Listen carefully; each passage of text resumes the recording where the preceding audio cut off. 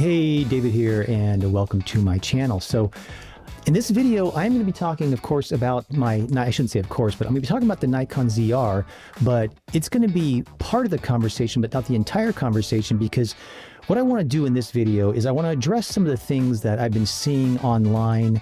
People keep bashing this camera, and sometimes not so much bashing it, but they keep on saying they want Nikon to fix things. And the things they want Nikon to fix are the reasons, I should say, why I bought this camera, because it's different. And so I'm going to talk about that, and then I'm also going to talk about my history a little bit. So I don't know how long this is going to be. This isn't scripted or in any way, but I'm going to tell you, I'm going to show you some footage of some cameras I've had in the past. I've got footage from my A7 III when I had it, my Blackmagic Ursa when I had it, and things like that. And so we'll talk about that, and what brought me to this camera, and how I'm going to use this camera, and the cameras that I have. So speaking of cameras that I have, I mentioned this a few videos ago, but I will mention it right now. I am shooting on what I would call my cinema camera, and it is a VariCam. It's a Panasonic VariCam LT. I'm shooting this at 2K DCI 444. So it's not raw in any way, and I don't want it to be raw. And so I'm shooting my 18mm Zeiss lens, and I believe I'm at f4 or something like that. So most of the stuff's in focus. So I'm going to start with, you know what? I'll talk about why I got this camera later. Because the cameras that I own right now, I have a GH5 that I use for just go out and kind of if I need to throw something together. And then I have this VariCam. Then I have my Red Weapon Helium HK, which you guys know I've shot on before. And of course, I have my Nikon ZR. And those are the cameras that I have. Okay, so let's talk about, I got some notes here of what I've been hearing. And I want to start by saying it is not my intention for this to sound like I am trying to attack these guys, because I'm not by any means, okay? Everybody has their own, and I don't even want to say opinion. Everybody has their own preferences or looks that they're trying to get from a camera, and whether they like it or not, people have a tendency to get into a lane, if you will. And my background is in film, and you guys are welcome to check out that series that I did called Film Look, where I don't know, some might argue it's a big long rant, but it's not really. I just go over of how we've gotten to where we're at right now.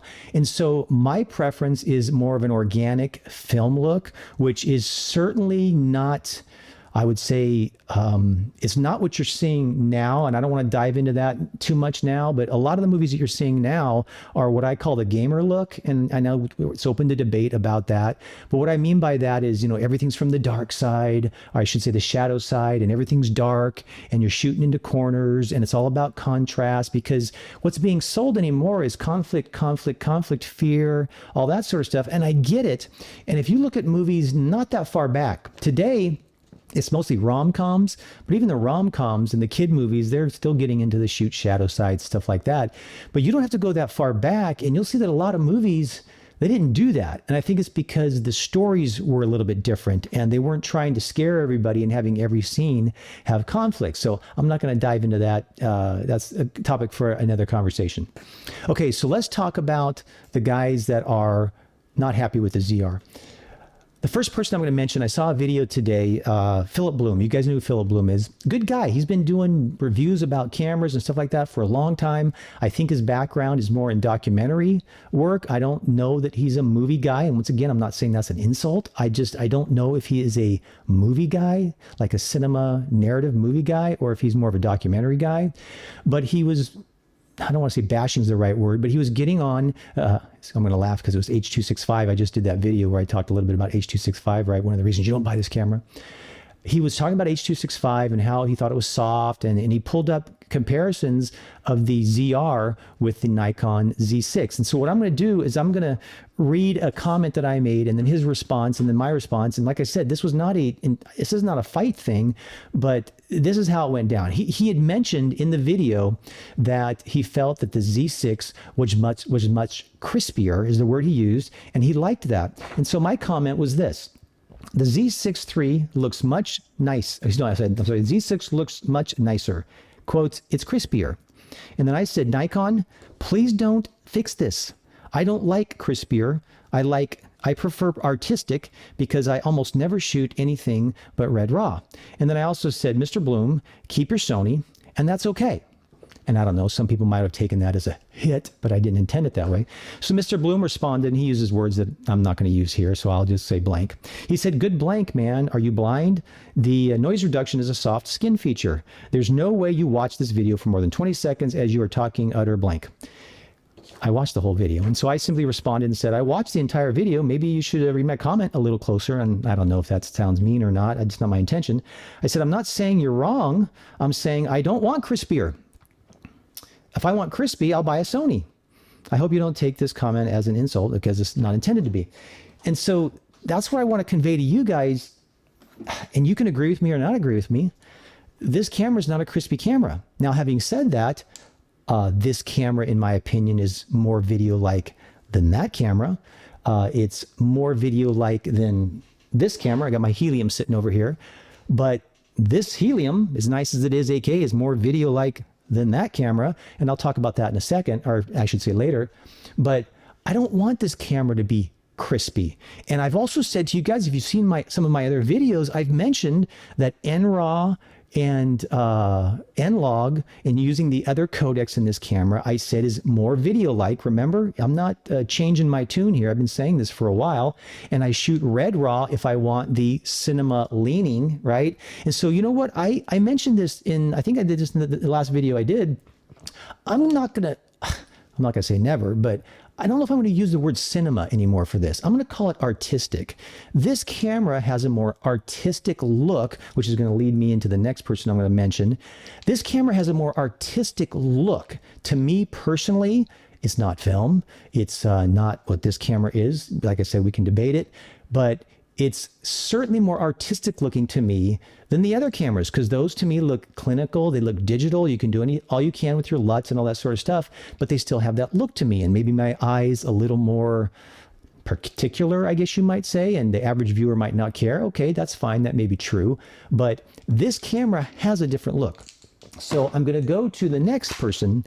And this is a guy that's a fairly popular guy. You guys probably know him. I think his name's Casey. It's Camera Conspiracies is the name of his YouTube channel. And he was talking about the ZR, and he was talking about what he didn't like about it. And once again, it was primarily about the file size of the Red Raw and the H.265. And I'm, if I'm a little bit off, I'm sorry. I'm trying to get this as best I can. Like I said, it's not my intention to, jab this guy. It's not. But he was complaining about the H.265 being one way or the other, whatever. But here's what this was just yesterday or day before maybe. Here's what I noticed and I made a comment about this. I don't know if he noticed or others, but his ZR footage looks a lot different than any of the other footage he's done. He's got, I think, an R5 II, I think it is. And I think he just sold his Nikon Z6. I think he sold his Z6 III to buy the ZR. And I don't know if he was disappointed. I don't think he is. I think there's a comment he said he wasn't. But I think he also has a Fuji, I'm going to get the name wrong. Is it H2S or XH2 or whatever it is? He has that, and he talks about those and using LUTs and looks and all those sort of things.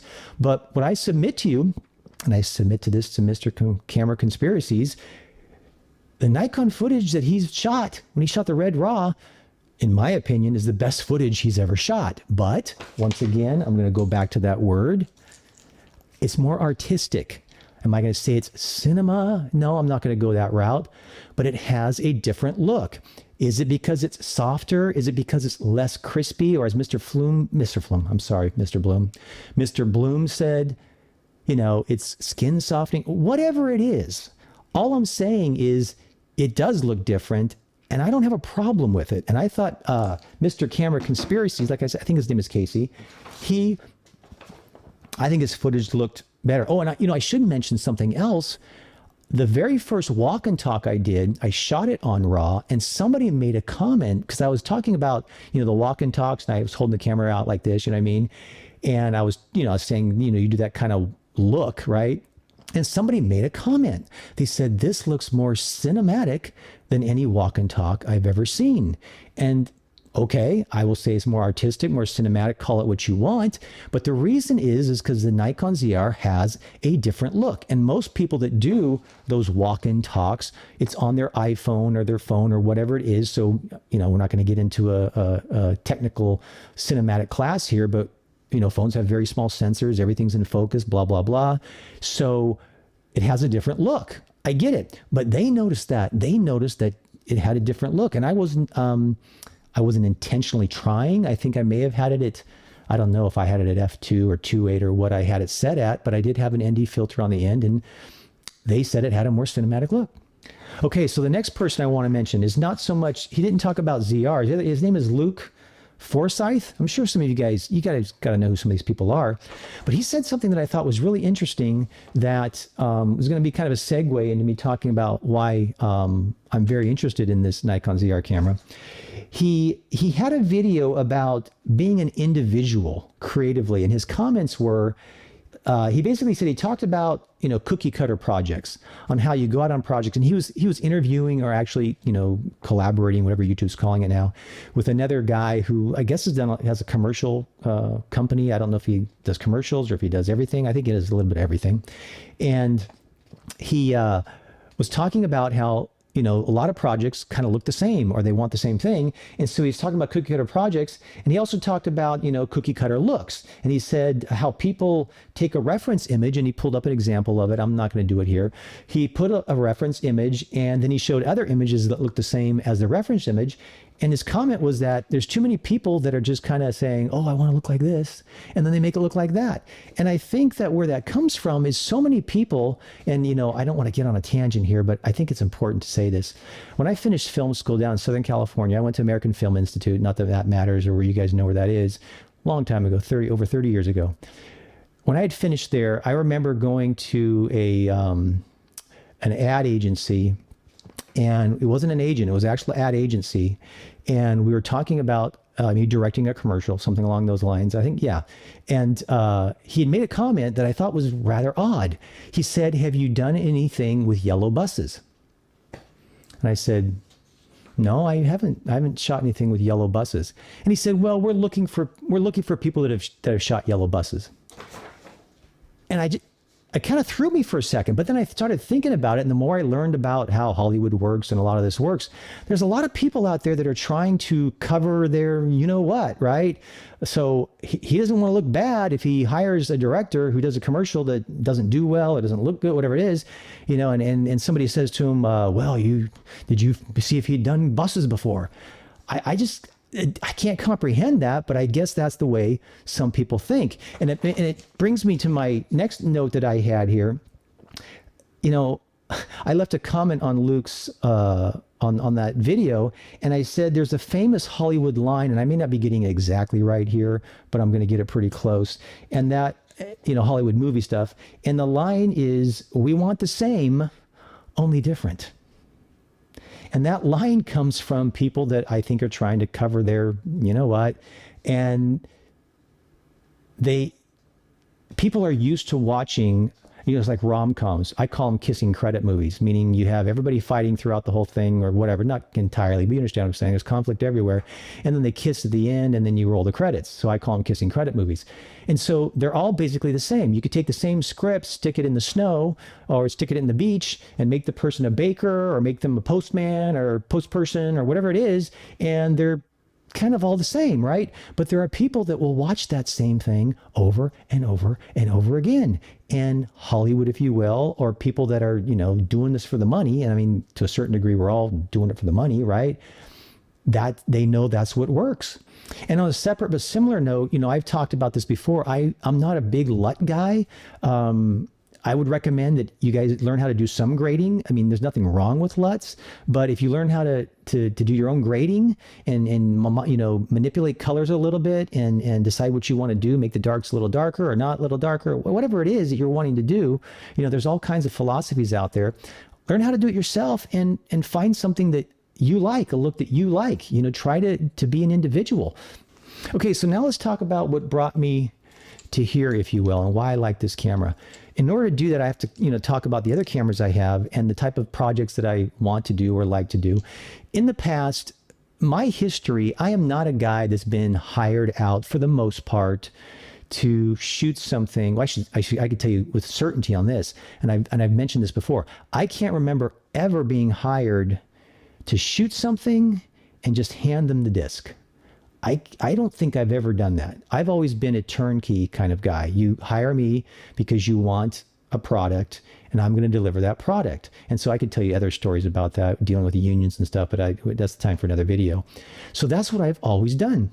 And in the past, I've shot on film. I've shot on 16 millimeter film. I've shot on 35 millimeter film. I've shot on video. I've done a lot of stuff for car dealers. And why did I do stuff for car dealers? Well, car dealers have a ton of money. I shot a car commercial one time, and the owner of the car dealership showed up in a Ferrari. It was a Saturn car dealership, and he pulled up in his Ferrari, okay? So I had no problem doing that. There's no ego for me. And so I've done that. I've spent a lot of time. I was a spokesperson for actually a fishing boat company. And I did, of course, I was on camera and nobody was behind the camera. I did mention this somewhere where I don't remember exactly. I mentioned it before. But I say, you know, how's that for one-man band? I'm the only person there. I'm in front of the camera and there's nobody behind the camera. And I did that for what? I did that to sell a product. And so that's what I did, and it paid well. I've done other things where, like, I own a real estate company. We don't need to get into that, but I've always used my craft, if you will, to, in some cases, back in the past, when I was in California, I grew up in California, you know, I did work for people and I did stuff, but I always was, you know, the turnkey guy. I didn't get hired out as the director or hired out as the producer. I did the whole thing. You called me because you wanted something, right? And so that's what I've always done. And so now I made a movie a couple years ago, and I'm planning on doing more movies, and that's what's going to give me a segue into this. I'll show you some footage from that. It's called Walk in the Park. If you guys want to see it, you can head over to Amazon. It's on Amazon Prime. But, and this is something else, if you guys don't know this about Amazon, I'm going to get off on a movie distribution, a distributor tangent. I have it on Amazon. You can pay for it, but you can't watch it on Amazon Prime as part of your membership. And it's not because I don't want that. It's because Amazon doesn't want that. Why? I really can't say. Some might say, oh, you've got a horrible movie. No, I wouldn't say I've got a horrible movie. I've seen plenty of movies on there that are worse than mine. I shot it. Also, I should let you know, I shot on a red Komodo. I shot it with one lens. I joke about it, one man, one camera, one lens, the making of Walk in the Park. I shot it with a Canon 24-105 f4 lens. And I did the whole movie myself. I'm not saying that to impress you. I wanted to do it. I wanted to see if I could do it. There's a whole story behind that. I will probably do a video on that. But I shot it red Komodo, shot it with that one lens. I did everything on it. I worked with somebody to write it. I worked with somebody to help me out with the casting, but everything else I did. Also on my Rated C YouTube channel, you can see a series I did called City Walk, where I also shot with my red Komodo, and all of that was not one lens. I used my MD Minolta Roker lenses for that. On that whole series, it was all the MD Roker lenses on the red Komodo. So if you want to go see that, you can see that. For the audio, I used my Letrasonics mic system with, I don't want to say it wrong, COS 11, COS 911, the Sanken COS 11 mics for that. So that's what I did for that. And so I'm trying to, do more of that stuff now because I can. So let's talk about the different cameras I have and why, and where this fits in. So we'll start, I've said this before, this is my run and gun, get it done. I'm using it for real estate stuff. I'm getting ready to go to California. I've got my Golden Gate Bridge picture back here. Yes, I took that picture. I'm going to be in California next week visiting family and doing some things. And so I'm going to take this and I'm going to run around and shoot some stuff. How much I'm going to be able to do, I don't know yet. It's going to be rainy, I think, for most of my trip. But I'm planning on shooting stuff. I can take this on the plane. Not so easy taking this on the plane. And so I can put this in my carry-on. I can take a bunch of my Minolta little bitty lenses. And anyway, so I'm doing that. I'm looking forward to doing it. So that's why I have this camera. And so now what I'm trying to figure out is where this camera can fit in with, other stuff I might do, as kind of like as a B cam and whatnot. So that leads me to, let's talk about these other two cameras. Some would argue that this is a cinema camera. And I would say, yes, it's a cinema camera. There's a few movies that have been made, probably more than I know about. I know there's a couple Sandra Bullock movies. I don't know if she has a production company where she owned one of these cameras or not. I don't know. But she did a couple movies with this camera. So it's most certainly a cinema camera. It's 8K.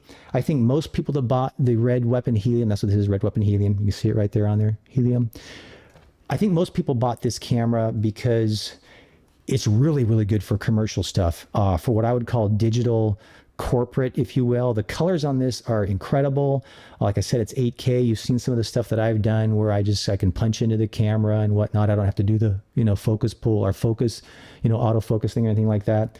There's a lot of things I like about this camera, but it has a certain look. And I've even said before that the look of that camera is different than the look of this camera, to the point that I don't even know that I would want to use the two of these together in a narrative project. I just don't know if I would want to do that. Now, the camera that I'm on right now, the VariCam, this one is funny because there's a lot of people that don't want this camera. And I understand why you don't want this camera. You don't want this camera because you're not going to get a lot of work with this camera. It's not autofocus. It's not, it is 4K, but it's 422 4K. And I won't get into, there's things you can do to go 444 4K, but I'm not going to get into that. For the most part, and it's bigger, it's not the kind of camera you can go out and get work for. And it's worth mentioning, I think that getting work in today's climate, the Sony FX6 is probably the best camera for that. My brother out in California owns an FX9, and he's been doing audio for a long time. He's DP'd on my projects when I shot film when I was out there, and I'm not going to do a big pitch on him, but he owns an FX9, and he has acknowledged that just having an FX9, people know what that camera is, et cetera, et cetera. It's easier to get work. I get it.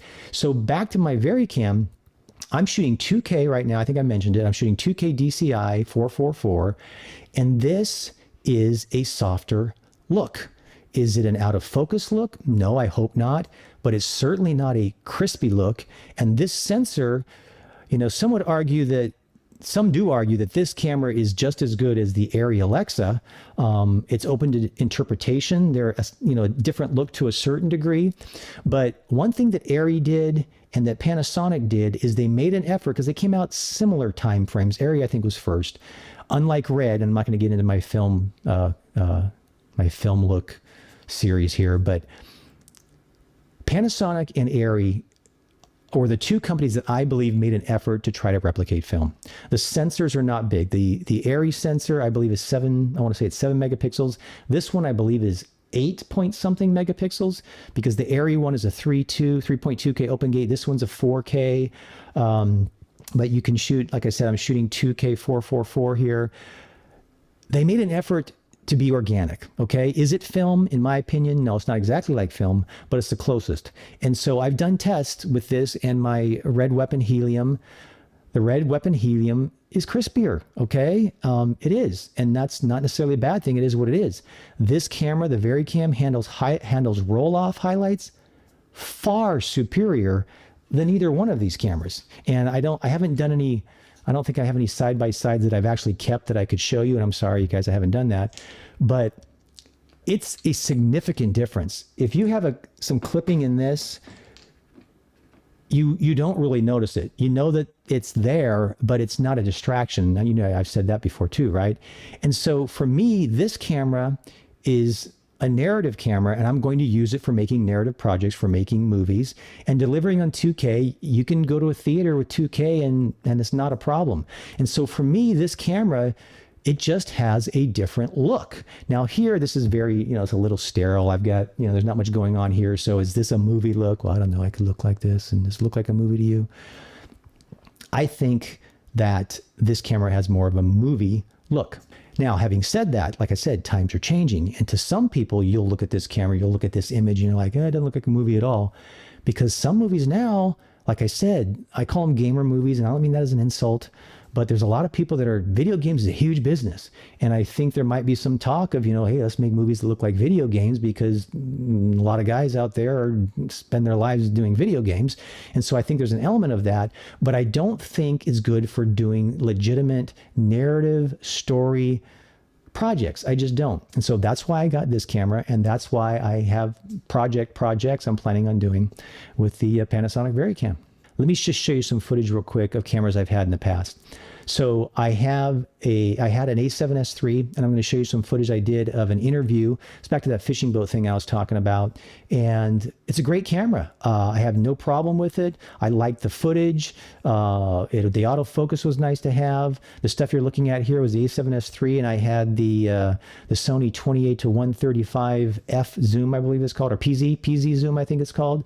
And I've got nothing bad to say about it. It was a great camera for what I used it for, and for when I had it, and for what I was using it for. It was great, but I never looked at that as a narrative movie camera. I just never did.